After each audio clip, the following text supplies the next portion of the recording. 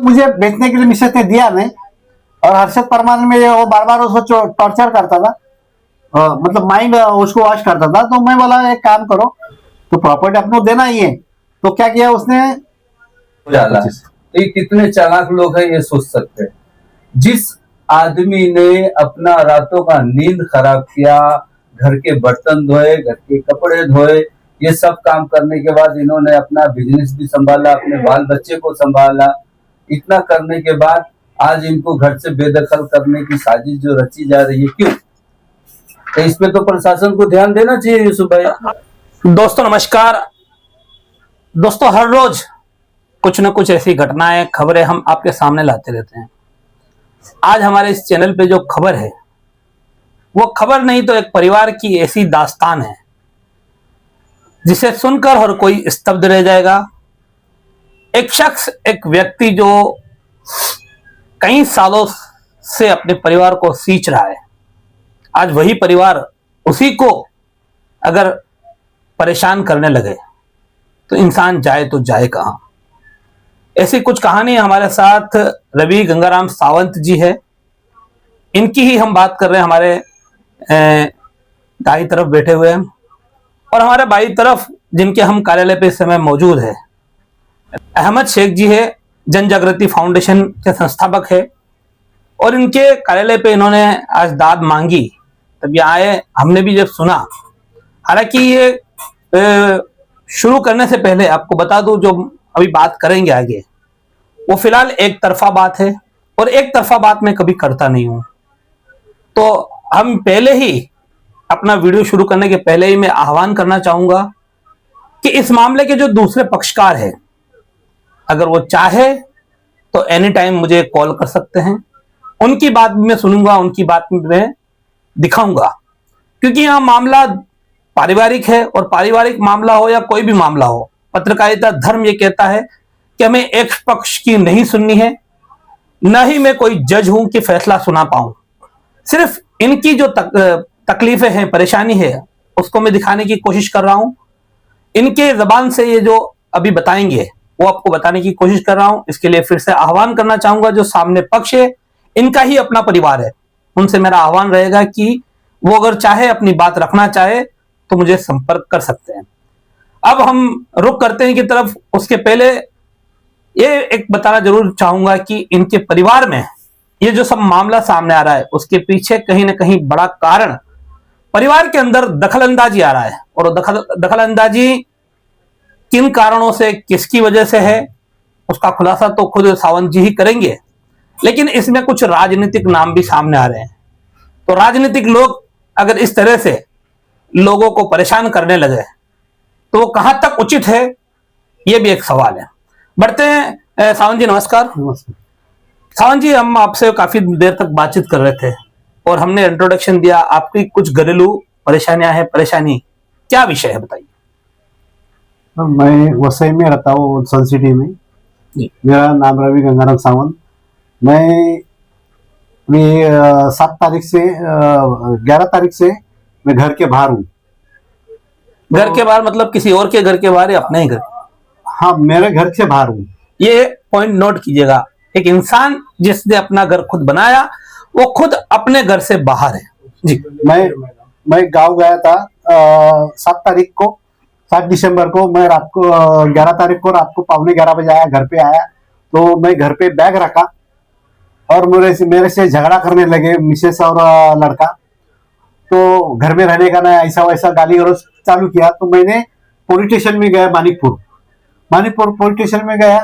तो मानिकपुर स्टेशन इनसे भी लिया और बोलते तुम्हारा घरेलू मैटर है, हम उसमें कुछ नहीं कर सकते, आप कोर्ट में जाओ। तो मैं चौधरी मैडम, उनको मैं बोला ये ऐसा ऐसा मैटर है। चौधरी मैडम बोला आप घर का मैटर में हम लोग रहो नहीं रहो ये हम नहीं बोल सकते, और वो नहीं खोलते तो हम भी खोलने के लिए भी नहीं बोलेंगे, नहीं लॉक करने के बोलेंगे। तो मतलब मेरे पास चाबी है तो काय के लिए खोलने के लिए बोलेगा?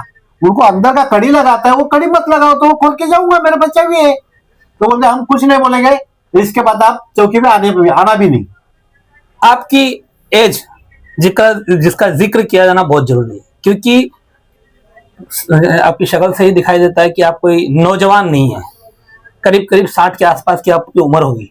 तो 60 की उम्र होगी तो आपकी शादी को भी कम से कम कई साल बीत गए होंगे, लगभग 33 साल, बराबर है। 33 साल में ये नौबत क्यों आई? वो नौबत आई उनको एक 14 जुलाई से एक आरपीआई की औरत आई है, वो हमारे संसार में दखल लेने आए। उससे मेरा कुछ पहचान नहीं, कुछ व्यवहार नहीं, कुछ नहीं है। उन्होंने वो औरत ने, मिसेस ने मेरा कंपनी में 6:30 बजे 14 जून को लेके आई, 14 जुलाई को। आरपीआई की जो मैडम है, जिसका नाम ले रहे सुरजा सिंह, राजनीतिक पार्टी आरपीआई, और उसके 2 लड़के ऐसे लेके आके मुझे धमकाने लगे। मतलब क्या है, मैटर क्या है, मुझे मालूम भी नहीं, मैं आपको पहचानना कुछ नहीं, नहीं तुम्हारा वो सब घर का मैटर है तो हम सॉल्व कर रहे हैं। मतलब मैं बोला उनको मेरा घर का कुछ मैटर नहीं है, मैडम ये इसके बारे में मुझे पूछो मत। मैं वही सवाल आपसे कर रहा हूं कि आरपीआई को आपके घर के मामले में घुसने की जरूरत क्या पड़ी? ऐसा क्या मामला शुरू हुआ था? आपका क्या विवाद था घर में कि आपकी मिसेज, आपका जो आरोप है, आपकी मिसेज आरपीआई की मैम को लेके आई? वो मिसेज ने वो क्या करने का, उनको प्रॉपर्टी मेरे नाम पे ले, एक तो पहला लिया घर नाम पे करके, तो फैक्ट्री भी उनको मेरे से वो अपने नाम पे करने का, उनका मिसेस का नाम सेकंड डाल के भी उन्होंने मेरा नाम हटाने का है और वो नाम उसको अपना ही रख के वो अपने नाम पे करना गए, इसके लिए उनको लेके आई। अच्छा, एक बात, ये आपका जो बात है इसमें एक चीज थोड़ी समझ से परे है। समझ से परे ये है कि आपकी पत्नी है, उनके नाम पे न भी हो तो कल आपके न होने के बाद उनका ही वो सब कुछ है, बराबर, तो कानूनी तौर पर, लीगल तौर पर, तो आपके नाम से उनके नाम पर ट्रांसफर कराने की ये बात जहन में आई कैसे? वो ये उठाई क्यों ये मामला? ये मामला भी उनको ही मालूम हो गया, उनके माइंड में। इसमें कोई और शामिल होगा या है? वो है ना, कौन है उसका खुलासा कीजिए। उसका वो आरपीआई के ईश्वर धुले, वो बार बार मुझे फोन करते, बोला मीटिंग करने का। आरपीआई के ईश्वर धुले वो थर्ड पर्सन है, हाँ। जिनकी आप बात कर रहे हैं, आप और आरोप लगा रहे हैं। हाँ। लेकिन आपकी मिसेज, हाँ। जो किनके संपर्क में सबसे पहले आई, जिस वजह से आपका पूरा परिवार बिखरते चला जा रहा है? वो पहला है वो हर्षद परमार। हाँ, उनका क्या रोल है? उनका कुछ भी रोल नहीं है, वो खाली इधर आता है, 2015 से इधर एंट्री किया है, खाली ये 2 घंटा आता था और हमारा पूरा परिवार का उसने नस नस देख लिया। तभी से वो हेल्प भी करता था, मुझे भी लगा अच्छा आदमी है, चलो मैं कुछ बोला नहीं। फिर बाद में 2020 से फायर लगा, तभी मेरा तबीयत ठीक नहीं था, तभी उन्होंने क्या बोला, मिसेस का अपन व्यवहार सब मिसेस को संभालने की देंगे, उनका लक है, वो अच्छे मैडम है, अच्छा करेगा, वैसा करके उन्होंने बोल दिया। तो मैं बोला ऐसा क्यों है, ये तो अभी तो कोरोना आ गया, कोरोना में धंधा क्या होएगा, जो आएगा वही पैसा अपन कमाएंगे और बैंक को देंगे। तो उन्होंने बोला नहीं उनको दे दो आप। तो मैं बोला ऐसा नहीं होएगा, बोला मेरा रिश्तेदार में सबको इकट्ठा करता हूँ, मीटिंग करता, उसके बाद अपन मीटिंग रखेंगे, उसके बाद अपन देखेंगे। तो उन्होंने मिसेस ने और मैंने उनके घर वाले को बुलाया, उन्होंने मीटिंग किया, तभी बोला ये सावन एक काम करो, मेरे उनके घर वाले सब रिश्तेदार बोले आप ये बोलती है ना तो इसके नाम पे आप प्रॉपर्टी दे दो और धंधा भी दे दो। तो मैंने इनका सबका मान रख के मैंने उनके नाम पे किया और धंधा चलाने के लिए उसको दिया। खाली मेहनत किया मैंने, खाली पैसा लेने का उसने काम किया। वो पैसा लेने का काम कर रहे 3 साल तक मुझे बैंक को पैसा नहीं भरा। मुझे मेरा बीमारी सब है, डायबिटीज है, पैरालिसिस है, झटका है, उसका दवा का 1 हफ्ते का पैसा दे दी थी, 2 हफ्ते का पैसा नहीं दी थी। उसके कारण मुझे तकलीफ 3 साल में बहुत हुआ। तो मैंने क्या किया, मशीन है मेरा ब्रश का, वो चालू किया, तभी से मैंने घर का भी खर्चा कर रहा हूँ, मेंटेनेंस भी भर रहा हूँ, घर का मेंटेनेंस भर रहा हूँ, लाइट बिल भर रहा हूँ, और जितना होता है उतना मैं कर रहा हूँ। और इन्होंने 3 साल से इतना 3 साल से कमाई किया, 75,000 भाड़ा लिया, वो इसका हिसाब किताब मुझे कुछ नहीं दिया। वो हर्षद परमार और मिसेस उन्होंने अकाउंट मुझे एक दिखाया भी नहीं, कुछ भी नहीं, वो अपने कपाट में लॉक करके रखते थे। और बैंक का जब नोटिस आया, नोटिस के बाद ये जब्ती का नोटिस आया, फिर तहसीलदार का जब्ती का नोटिस आया, उसके बाद सील किया, फिर ऑप्शन निकाला। ऑप्शन निकाला तो मैं बोला उनको अभी ये देख ये कर रहे हैं तो तुम आप शांत रह जाओ, हम लोग कर देंगे, आपको टेंशन नहीं करने का, हम कर सब देख लेंगे। तो मैं बोला 3 साल का पैसा किधर है, तो बोले हम भरेंगे, एक बार बैंक सेटलमेंट आएगा, हमारा पीछे लगेगी तभी हम सेटलमेंट करेंगे। तो मैं बोला सेटलमेंट कैसा होएगा बैंक, ये पैसा कुछ नहीं भर रहा है तो बैंक इतना कम पैसे में सेटलमेंट कैसा होएगा। मैं बोला हम 31 लाख में पटा डालेंगे हर्षद परमार हुआ। तो बोला ठीक है चलो आप करते हो तो करो आप, मुझे कुछ नहीं। तो बैंक ने सेटलमेंट में मुझे लेटर भेजा, तो मेरे नाम पे लोन हरा के मुझे सेटलमेंट के लिए मुझे ही बुलाएगा। तो मैं बैंक में गया तो बैंक ने बोला सावन तू लोन नहीं भर रहा है तो हम जब्ती करेंगे, सेल करेंगे। तो मैं बोला सर सेल मत करो, मैं एक दोनों में से प्रॉपर्टी एक बेचता हूँ और आपको देके नहीं करता हूँ लोन। तो मैंने बेचने के लिए सब चालू किया, तो मुझे बेचने के लिए मिसेस ने दिया नहीं। और हर्षद परमार में वो बार बार उसको टॉर्चर करता था, मतलब माइंड उसको वॉश करता था। तो मैं बोला एक काम करो, तो प्रॉपर्टी अपने देना ही है। तो क्या किया उसने, अड़ी बजा किया मेरे से, बोलो प्रॉपर्टी बेचने का नहीं तो मैं दे देंगे पैसा। तो मैंने बैंक पे बोला, जाके मीटिंग किया, बोला सर आप एक सेटलमेंट करो।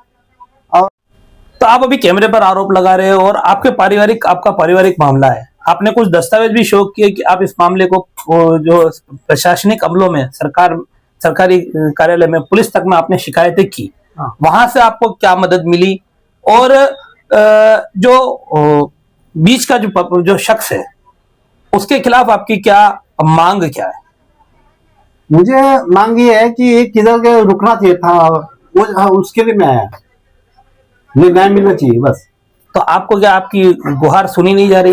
हाँ नहीं, पुलिस किधर से भी नहीं बोला फैमिली मैटर है, फैमिली मैटर करके उधर ही दबा देते और वापस भेज देते। अब रुक करते हैं अहमद भाई आपके पास ये मामला आया, आप किस तरह से देखते हैं? पारिवारिक मामले में अक्सर ऐसा होता है कि महिलाएं जो है वो फायदा उठाती है, वो अत्याचार का आरोप लगाती है। बिल्कुल। लेकिन यहाँ ये उल्टा मामला दिख रहा है। मैंने पहले ही कहा कि हम एक तरफा बात नहीं करते हैं, दूसरे पक्ष की सुननी बात जरूरी है। लेकिन जैसा इन्होंने स्टोरी बताया तो यहाँ दिख रहा है कि इनके ऊपर अत्याचार हो रहा है।